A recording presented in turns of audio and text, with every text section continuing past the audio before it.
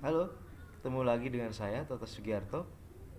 Kali ini kita akan membahas tentang eh, kriteria atau ukuran ya keberhasilan penyelenggaraan pemilu. Sebenarnya apa saja sih ukuran-ukuran dari keberhasilan penyelenggaraan pemilu? Eh, ada beberapa hal ya. Yang pertama adalah tentu saja pelaksanaan tahapan pemilu itu sendiri harus sesuai dengan waktu yang ditentukan. Gitu. Jadi kalau misalnya katakanlah dimulainya tahapan harus 20 bulan sebelum hari pemungutan suara, ya itu tidak boleh terlambat gitu. Dan itu adalah salah satu ukuran dari keberhasilan pemilu gitu ya. Apalagi kalau hari pemungutan suaranya sudah ditentukan ya, misalnya 14 Februari, maka ya harus 14 Februari. Kalau sampai itu terlambat atau apa diundur, nah itu ukuran keberhasilan pemilunya diragukan tuh ya. Kemudian selain itu juga tentu saja pemilu itu yang dilaksanakan itu harus berlangsung luber jurdil ya. Langsung, umum, bebas, rahasia, jujur dan adil gitu. Langsung dalam arti bahwa rakyat langsung memberikan suaranya ya. Baik itu di pileg, pilpres, pilkada ya. eh, Pemilihan DPD ya, DPR, DPRD gitu ya. Nah, kemudian umum dalam arti bahwa ya semua warga negara Indonesia bisa ikut berpartisipasi gitu ya. Kemudian bebas dalam arti tidak ada intimidasi, tidak ada paksaan ya. Dan di Indonesia memilih itu adalah hak. Kita tidak bisa memaksakan seseorang untuk memilih kalau orang tersebut memang tidak berkeinginan untuk ikut memilih.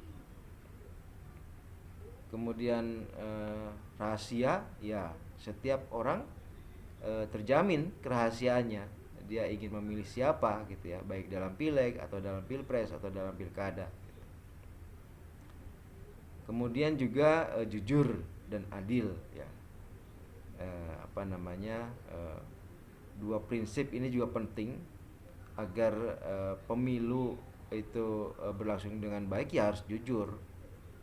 Setiap kecurangan, setiap pelanggaran tentu harus ditindak karena itu ya. Dan kemudian harus adil. Adil dalam arti bahwa pemilu misalnya tidak menguntungkan salah satu pihak saja, misalnya yang memiliki modal finansial yang tinggi gitu. Nah, di sini prinsip-prinsip kejujuran dan keadilan itu harus dipegang ya, dan harus dilaksanakan ya. Karena itu misalnya adalah penting untuk melaksanakan dengan benar laporan dana kampanye. Karena ini terkait dengan keadilan tadi, adil itu gitu ya.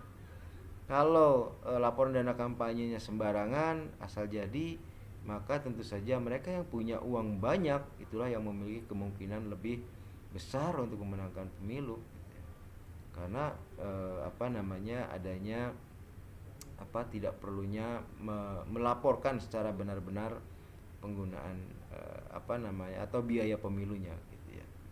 Nah, kalau seluruhnya harus dilaporkan dengan benar, maka tentu saja tidak boleh melampaui batasan-batasan jumlah ya, dan itu lebih dekat ke dalam prinsip adil dalam pemilu ya.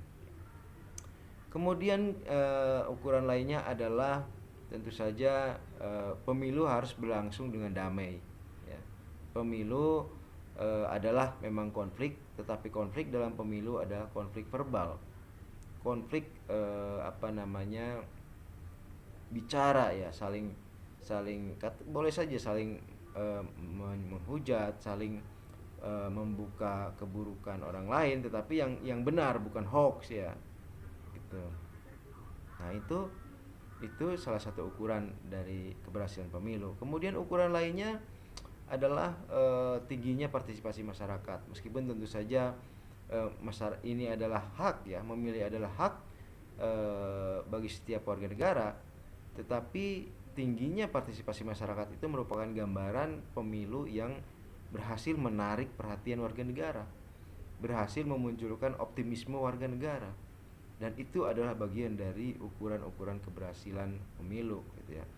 Kalau pelaksanaan pemilunya tidak menarik, apalagi calon-calonnya tidak menarik, maka ya pemilu dianggap kurang berhasil gitu ya.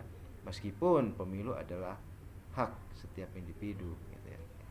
Dan kemudian ukuran lainnya adalah tentu saja hasil dari pemilu itu harus menghasilkan para pemimpin, para wakil rakyat yang amanah ya, yang mengerjakan atau melaksanakan tugasnya, melaksanakan amanah kedaulatan rakyat itu dengan benar ya.